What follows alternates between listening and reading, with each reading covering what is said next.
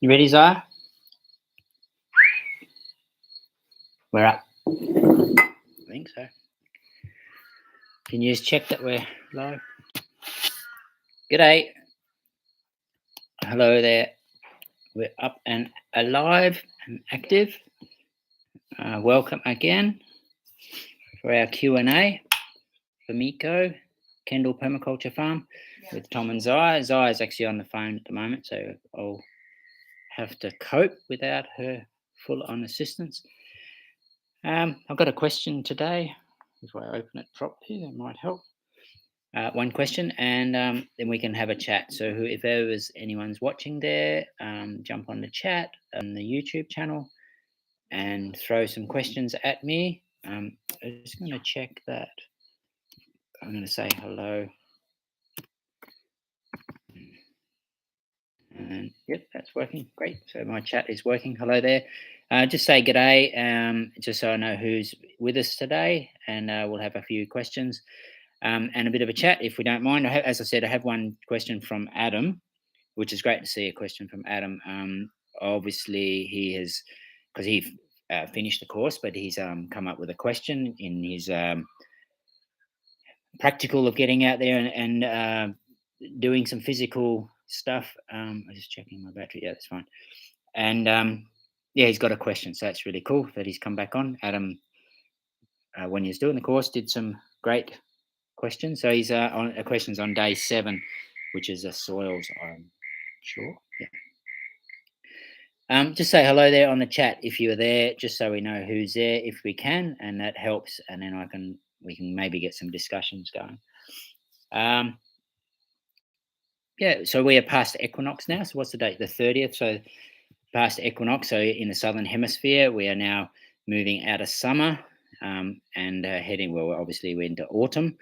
So we're heading towards winter. So we might be able to see we still don't have a bit of wall in the background there, back down there. So I'll get around to that at some point. So there's a bit of light there. So we should notice in the next few weeks that it'll be darker. And so as we move into winter, and then we do have this. Oh, that's the other one there. So we've got the other side one rolled up. So I'm a little bit sweaty, so we're still humid, but it's been pleasant. It's been really pleasant weather. We had a bit of cloud cover. Had rain a couple of days ago, so this is actually a nice time of the year. And for myself, how I function, I don't actually really see. This might sound wrong. Beauty. I go to Vanuatu, I don't see people go about, oh, it's gorgeous, it's amazing, it's beautiful, you should see that. And did you see this and whatever? And I actually, bit challenging for me, I guess, is I actually see the problems. But at the moment, driving around our countryside, we had that big weather event.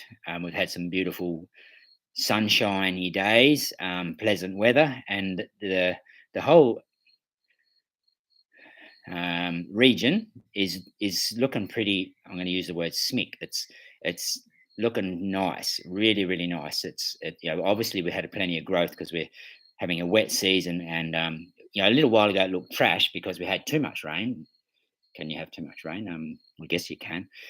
I don't curse the rain because I've spent too much time in drought from my previous farm. And so I don't curse the rain. It can be annoying, but I don't curse it. Anyhow, things are looking pretty flush. It's looking really, really nice. I guess that'll change as we come into the winter. On the weekend, I tended my bees. Bit overdue tending my bees. Well overdue. I've got 2 hives, 2 Kenyan top bar beehives, and I was very hopeful to harvest some honey. That wasn't successful. There was not any capped honey in the hive at all. And so the honey supply was low. I don't exactly know why this is. I could presume that it's because we had the wet period of time. So about 4 weeks, definitely 3 weeks of intense wet. I would say that upset the blossom at that period of time. So there's not much nectar. So I think that might be the main impact for the bees. I spoke with Russell on the other side of town. He's got more beehives than I has. He actually checked his hives before the rain, and he was surprised there wasn't a lot of honey before the rain. Now we'd had a pretty wet, a nice wet up until the big flood, flood week, or we call it a flood week because it was quite wet. So a pretty big event, over a metre of rain, and so I sort of wish I had checked it before then, so I'd have a bit of an idea to monitor it. Um, I am surprised at that point there wasn't much honey for him.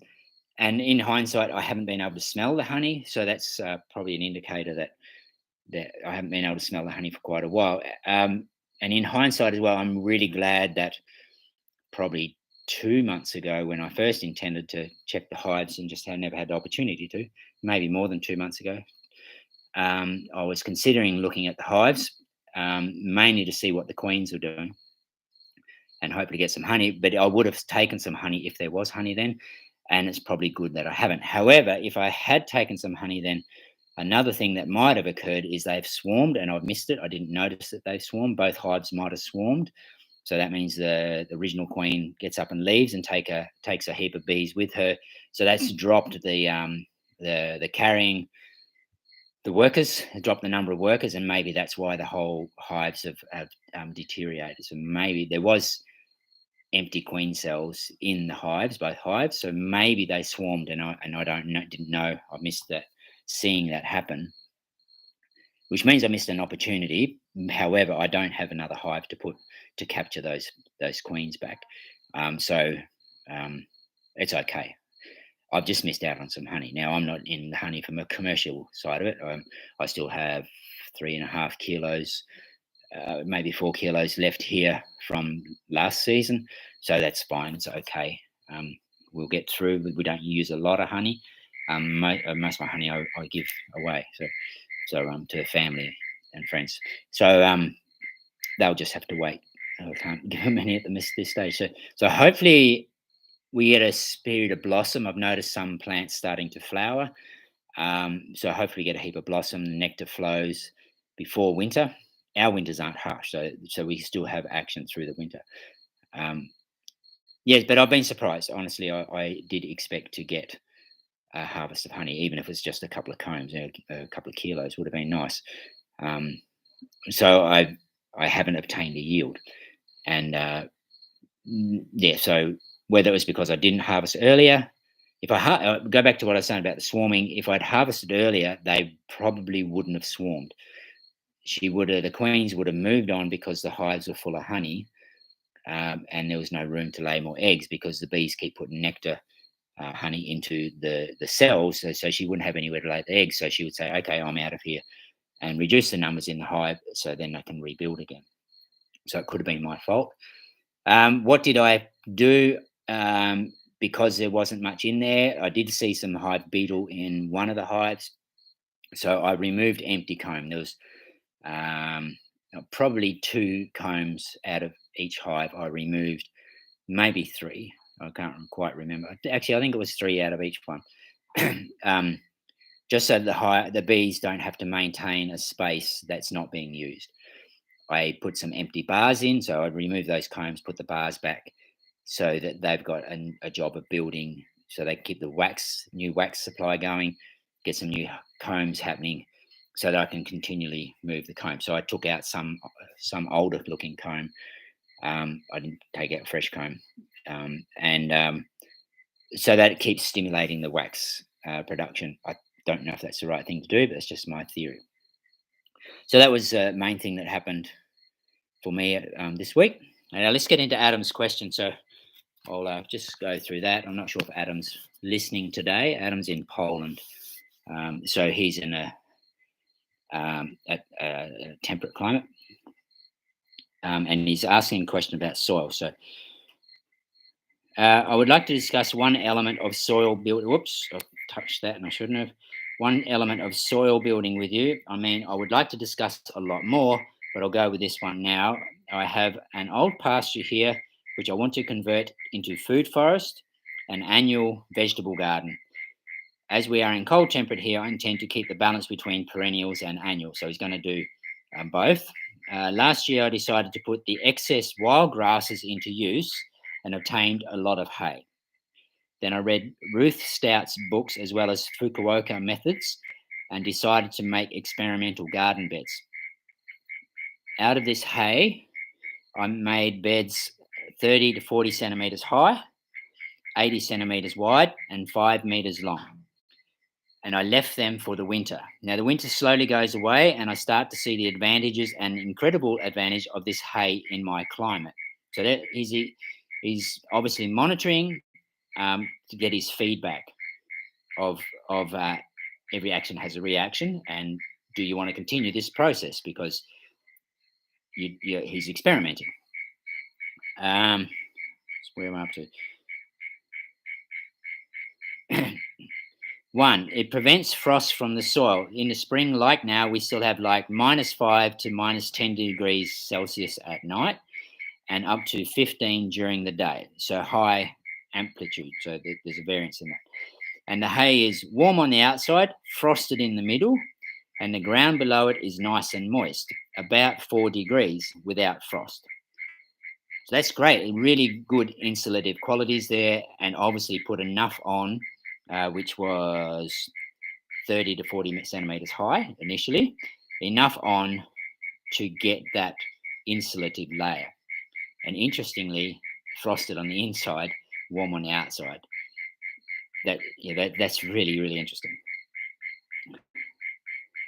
Can I just jump out onto another thing that I've noticed? I haven't seen it for quite a while. Probably because we're going to less leaving beds mulched in the winter and actually having plants there instead of just a mulch. Plants, root activity is better soil building than just having mulch in our climate, because we don't get frost here. However, when we get quite cold, a few years ago when I never had so much food forest, I had more cold coming into the vegetable garden, so the food forest is actually moderating the change in temperature so that I don't get the frost anymore. It didn't frost. So some mornings it hadn't frosted, so it didn't get below 0 degrees Celsius. But there was this little icicle look, frosty look on the top of the hay. And I'm curious as to why that was, because we didn't get to 0 degrees or less, but we had this ice there. So something was happening in the mulch layer to get a refrigeration effect and get that frost on there. So I don't know the specifics. I haven't asked anyone knowledgeable about that, but that's curious. So you're seeing a different result. You're seeing it frost on the inside and not on the outside. So it's quite interesting. Okay. It holds moisture, says number 2. It holds moisture. We did not have much snow this winter, and now we are like 1.5 months without rain. So all the country is in drought. So for their climate behavior, they're considering 1.5 months at this time of year, no rain, as a drought. However, the soils in the garden beds is moist because you've got this beautiful layer protecting it and holding the moisture in. Additionally, when I made holes in the mulch,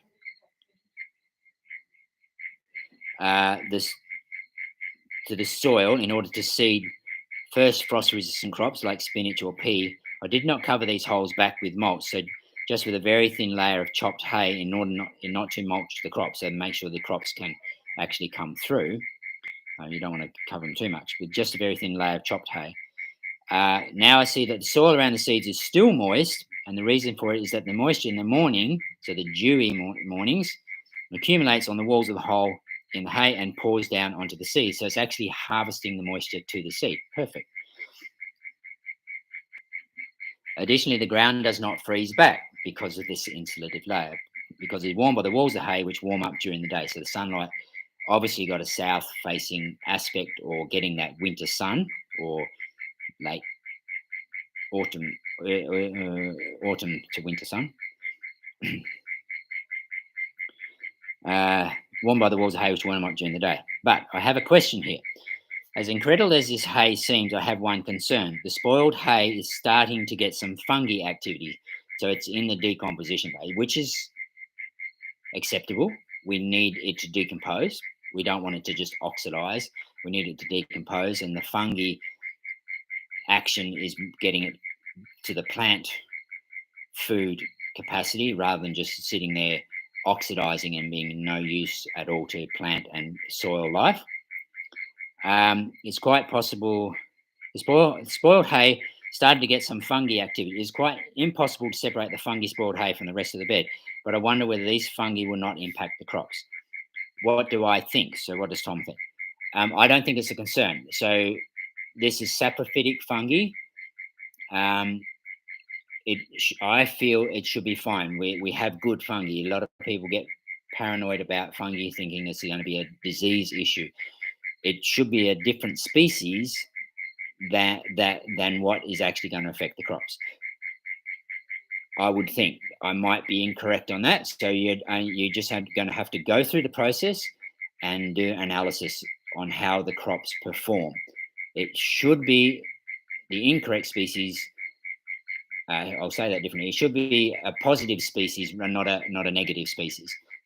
But you're only, because I'm inexperienced with your specific situation, I'm only speculating. But what I do, I would go through the process, and I'm sure it's going to be fine. So you're in the experimental phase. You're doing procedures you haven't done before, which is great. We need to experiment. We need to learn. And mistakes are fine. I think is going to be okay. Fungi. What might occur as this fungi breaks down this material? In that material, there will be, I'm going to say the word weed seeds. And if they germinate, because it is coming closer to a soil component, and the seeds are getting exposed to the air and the sunlight, and the situation is might be really perfect conditions for them to germinate, and so they might start to germinate in that spoiled hay as the saprophytic fungi decomposes it. I would then add another layer, if you can carefully put another layer of hay on there if you have some in storage, so another mulch layer on top of that, and allow it to just decompose back into the soil, and you put another layer on so that you just smother those weeds if they start to germinate in that material. That's what I think will probably be your biggest issue. I don't think the fungi should affect your plants. It should be the incorrect fungi that attacks your plants. I'm sure it's going to be not a negative one, but I might be incorrect. So that's my comment on that. So I'd run with that, and send us your feedback, and see how it goes. Some people won't use really spoiled hay. I will, because it's a material that I've taken the effort to get. I've stored it, but it's decomposing. So then the seeds start to germinate in, and that's happened to us several times, if not plenty of times. So then I just mulch it again, just add more mulch. No harm in that. Obviously, you've got to be careful because you've got these seedlings coming up. So you want to, preferably those seedlings get up to a bit of size. They should, because it's going to take a while before the weeds germinate in that hay mulch, I would think, but maybe you just got the timing a bit incorrect. So you just have to be careful as you remulch. So it's going to be a fine chopped up hay mulch or something like that that you put on top of the decomposing hay, and you should be fine. That's my take on it. Thanks for that, Adam. Great explanation, and observation, and I think deductions from that. So that's the methods of design componentry you've done in there, and that's really cool. You've done that, and now we're into accepting the feedback of what we've done. You've used a resource that's readily available and perfect, and look how much benefit you got. You're in a drought and you've still got plenty of moisture, so that means you don't have to add water. So that saves you all that energy. You've got a place for the ecology to survive. Is what we need to do. Is we've got to have a space for nature to work, and it loves working in mulch. I think I only ever really heard one major issue with mulch, and I think it is if you're in climate for your climate. Um, your rainfall is usually more moderate than what we would be getting here, because we get those torrential rains, if I may say. Not always, but that's what's occurring. Obviously, we got that the other week. Um, if you got heavy mulch on and you're only getting a little bit of rain, the rain might not get through the mulch to the ground. That is probably the main negative I've heard about putting too much mulch in that temperate climate. I've heard, it's a long time ago. I've heard people needing to remove the mulch to get the rain in and then put the mulch back on. I'd rather irrigate a bit more to get that mulch wet, because it's going to function better if it's wet than just being a dry layer there. So it's just an old thing I heard many years ago. And so, but for our climate, I haven't had to go through that because we get plenty. Now, you go into dry lands, yes, you're going to have possible issues with that. We're not talking right now about dry lands, but if you are in dry lands and you have a lot of mulch, you're going to have to irrigate well enough to get the moisture into the mulch, get the mulch wet, and the moisture getting into the ground. And then it doesn't take much more to keep it getting that water to the ground if it's wet and thick enough to hold that moisture. Don't have my booklet here.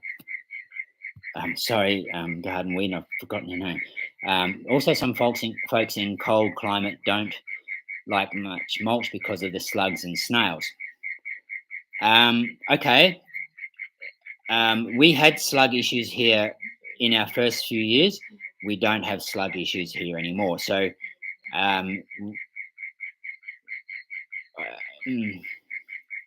just had another thought as I say. So, what did I do? Well, I just kept making compost. Okay, I'm not in a cold climate, so it's a valid point. I always remember my mum and my dad in Western Australia, particularly on the coastal, but I also had it occur a bit where I was off the coast at the farm. We had the slaters. Now, slaters are supposed to be a decomposer, so they're supposed to break down organic matter. So they're doing the job. Now, you could consider that dry lands, okay? A Brittlish, definitely where I was, but mum and dad closer to the coast, so but very sandy, so it's quite dry again. The water drained our way pretty quick, and I wouldn't say dad used enough mulch to keep it moist. Now, people wouldn't like to put the mulch on because the slaters would be so thick that they would eat the plant, and they're not supposed to eat the plant. They're supposed to only eat the dead material. But so there's an imbalance in there. So in the first few years, we had troubles with it. We haven't had much snail, a little bit of snails, only 1 or 2 seasons, but they weren't a problem. But I just noticed they were there. But the slugs were a big issue one year, particularly. So I just focused on making more compost. So what was I doing? Was I building the soil ecology to hopefully balance, because I don't actually go out and apply fertilizers. I just provide organic matter and compost. I make compost. Nature knows what your soils need, so it will provide the weeds to make compost with to fix the soils. And so that was our main thing. I don't make so much specific compost anymore. I got the BDCC compost, and we mainly use that, and then stockpile any excess manures and let that decompose with some organic matter. Not a lot, but with a bit of organic matter in there. And then I just supply that in diversities. Cow manure, which is been hit with the compost worms, just pure cow manure compost worms. Give that a long period of time to process, 4 months, something like that. And the goat manure with a bit of sawdust with it, the chook manure with a bit of sawdust with it, and let them be moist and just go through an aging process, I guess. And then we just mix it all together in a sort of a rough ratio and apply that, particularly in building a new bed. In the garden, mostly of the time, we're just adding the BDCC, which has got a bit of diversity. And then our slugs have gone away. So I'd really like some feedback on those temperate climates where you're having slugs and snails.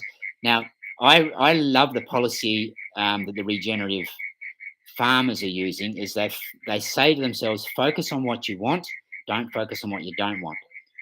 So if you're focusing on the slugs and snails, you because I don't think we have enough knowledge to really understand the capacity of natural systems. So focus on what you want. I want healthy soil. How would I get healthy soil? For me, it's compost. It's just compost, organic matter and compost. Yes, I'm in a different climate, but I think it's across all the climates that we always need to be building our soils. Most soils are degenerated, so we need to regenerate. And even if we've got a good soil, I don't think we can plateau. I think we've got to keep focusing on having a good soil. And diversity, I think, is critical. So our permaculture gardens here are very diverse. And so that makes it hard for the bugs and the slugs and the cabbage moth and things like that to function, because they like unhealthy plants and they want hundreds of them to build up their numbers and attack. That's their purpose. That's nature's tool to get rid of the sick plants. So I just focus on what I want: a healthy soil. How am I going to get a healthy soil? I create systems to create compost and an abundance of compost. And then what am I going to do with this compost? Well, I'll just put it in the garden as thick as I can. I'll probably put it in, some people probably think 10 times, but I'm starting with very poor soil. I know European soils, richer soils, because Australia didn't go through an ice age, from what I understand. I wasn't around then, so I don't really know. It's just what I've been told. So we got quite poor soils. So it's what I understand from that is we didn't have glaciers here. Glaciers break down rock, and that's the basis of your soil. So in the rock is a lot of mineral. So we haven't had that in Australia. I guess we were very rich at one point because we have a lot of coal in the ground. From what I understand, that is decomposed organic matter. But that's only what I've been told. I don't know the full part of that. Are the slugs and snails like other garden pests that have simple digestive systems, healthy plants they can't eat and aren't attracted to? That is I've said this several times, one of the first things I learned with biodynamics is that they're nature's tool to get rid of the unhealthy plants.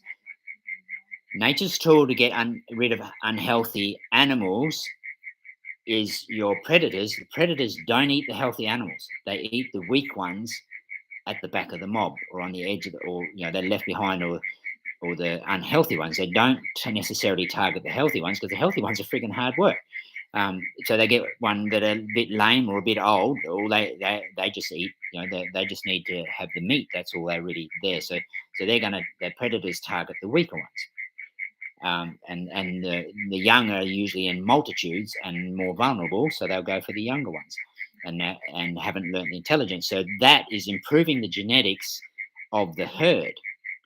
The same pattern must go across into plants. So the weak plants need some tool to remove those weak plants, and so they just target the unhealthy ones. So how do you get less unhealthy ones, or how do you get more healthy ones? Make compost.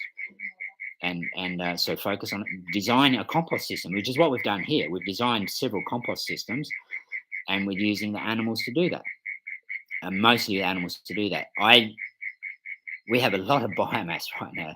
Another thing that we did this week, yesterday, Mark came over and gave me a hand. Mark comes most Tuesdays, volunteers here, good friend of ours, lives locally, new to the area, wants to learn some skills, a lot of skills and the basics, and also have good conversation, because he's moved away so he's creating a new tribe with us.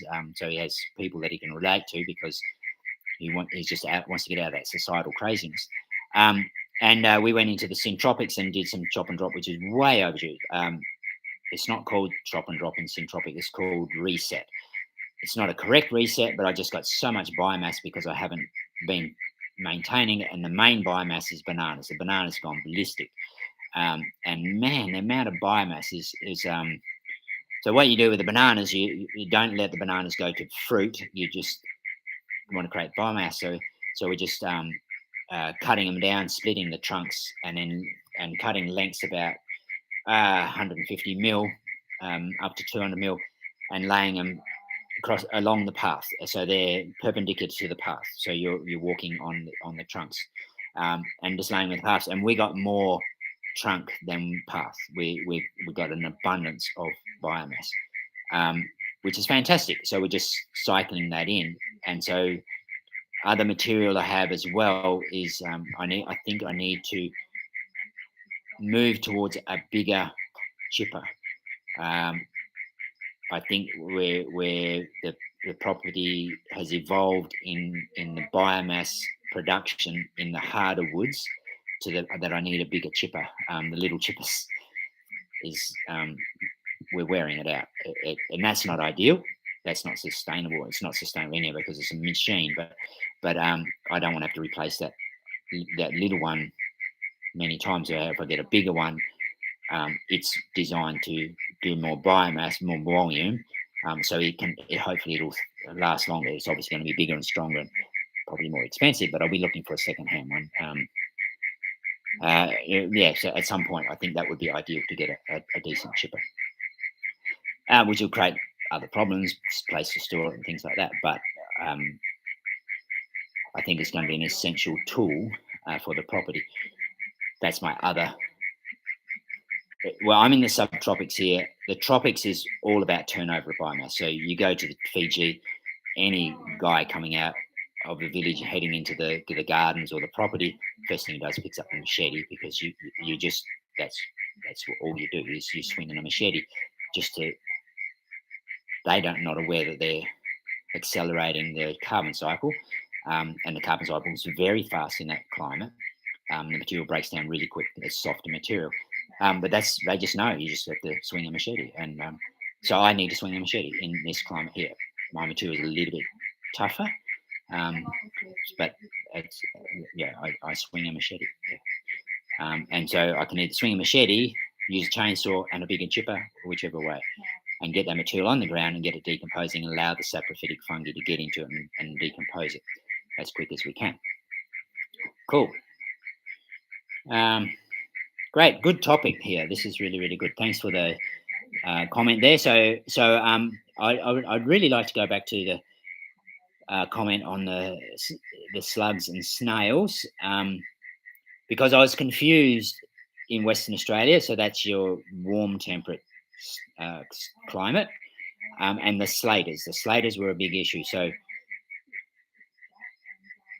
you want to remove the mulch because you've got too many slaters, and they just love hiding underneath mulch. But I think the approach is give them as much mulch as you can, so they're busy with the mulch and they leave your plants alone. I don't know if it's a success, because they're a bit like the compost worm. They build up their numbers if there's more material for them to consume. You drop the material to consume, the numbers drop off. And so maybe the slaters are doing the same. You're going to get more slaters. I didn't spend enough time there in this headspace, the permaculture biology headspace, to really get my head around that. I've had better success with the slugs. I've had good success with the cabbage moth, and all I've done is increase the diversity and increase the compost, and in that compost have diversity. So I have diverse compost and diverse materials in that compost. And some of that BDCC material, as I mentioned before, is the goat forage, which we chip with a little chipper, which is a good little chipper. It's not, it's one of the better models, I would think. And that's got on average, 5 different species that we put through there each week, provide each week with the goat forage. So the waste from the goat forage, we chip it up, and then that ends up in the BDCC. So that's got that diversity in there, and that means my compost is more diverse. That means the ecology to decompose that compost in there is more diverse, and then nature's got more friends to achieve what it needs to achieve. And we must be progressing, because things are going really, really good, I feel. More noticeable this year because we're having a wetter year.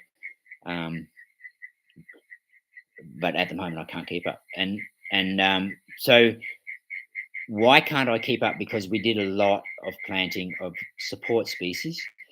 That's to provide the carbon and the mineral diversity, because the plants need pioneer species to build the ecosystem. Nature needs those tools to build the ecology to grow the mature or the advanced plants, which are our food plants. And I don't regret that. I am starting to thin them down. If I already started, I should say, but I'm focusing on thinning them down more, to give more space for my mature plants and also to reduce my maintenance. Um, because I can't keep up with the maintenance, that means the plants, the fruit trees, nut trees, are a bit suppressed because they're not getting the sunlight when they should be. There's still plants that are overgrown with my support species because I just haven't had a chance. We lost 3 weeks rectifying future issues with the water system because we got smashed by so much water. I haven't been smashed with so much water for 5 years, so I haven't done any of that management and rectification. And so we're being hit by that. So I needed